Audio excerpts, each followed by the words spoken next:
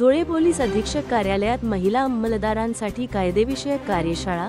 Dhule police अधीक्षक कार्यालयातील मंथन सभागृहात आज सकाळी महिला अंमलदारांसाठी विशेष कार्यशाळेचे आयोजन करण्यात आले। या कार्यशाळेत कायदेविषयक ज्ञान प्रदान करण्यासाठी ज्येष्ठ विधिज्ञ ॲडव्होकेट संजय पाटील यांनी मार्गदर्शन केले। कार्यशाळेत ॲडव्होकेट पाटील यांनी तपास प्रक्रियेमधील महत्त्वाच्या कागदपत्रांची तयारी, कायदेशीर बाबींचे व्यवस्थापन तसेच सखोल तपास करताना येणाऱ्या अडचणी सोडवण्याचे तंत्र यावर सविस्तर चर्चा केली।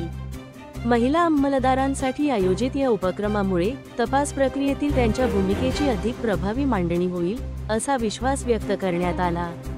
या कार्यशाळेला महिला अंमलदारांनी चांगला प्रतिसाद दिला असून अशा उपक्रमांच्या माध्यमातून पोलीस दलाच्या कार्यक्षमतेत वाढ होईल असे मत व्यक्त करण्यात आले।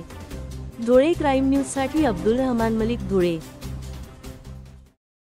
30 दिवसाच्या आत कोर्टापुढे जर आरोपीला जर समझोता करायचा असेल तर त्याने समझोत्यासाठी अर्ज दिला पाहिजे, अशा टाइम लिमिट दिलेला आहे। त्यामुळे आरोपींचे वकील जे अशा पद्धतीने ही करायचे किंवा ही केस आमची कशा पद्धतीने आमच्या फायद्याची होईल, तर ते आता ही जी काही मुदत मर्यादा जी आहे त्या मुदत मर्यादेमुळे फायदे झालेले आहे। आणखी एक आलंय ते म्हणजे सिग्नेचर बद्दल। एखादी सिग्नेचर घेतली जाते, आरोपीची असेल, विटनेसची असेल। समजा ही घटना आहे, इथे एखादी घटना घडली तर विटनेस किती झाले? इथे बसलेले सर्व। मग आता इथे बसलेले सर्व आहेत आणि काय झालं का घटना घडलेली आहे आणि एखाद्याने काय केलं, विष पिलेलं आहे आणि ही बॉटल मिळाली, याच्यामध्ये काहीतरी असा काही द्रव पदार्थ आहे का, तो द्रव पदार्थ आपल्याला वाटतं का याचा उग्र वास येतो म्हणजे हे विष असू शकतं। मग याच्यावरती काही जणांचे थंब आहेत। मग आपल्याला वाटतं का या थंब असलेला व्यक्ती सस्पेक्ट मध्ये असू शकतो, पण हे थंब कोणाचे आहेत? तर आपले सगळ्यांचे थंब घ्यायला लागतील, तेव्हा या थंबला ज्याचा मॅच होईल तो थंब असलेला व्यक्ती संशयामध्ये येईल।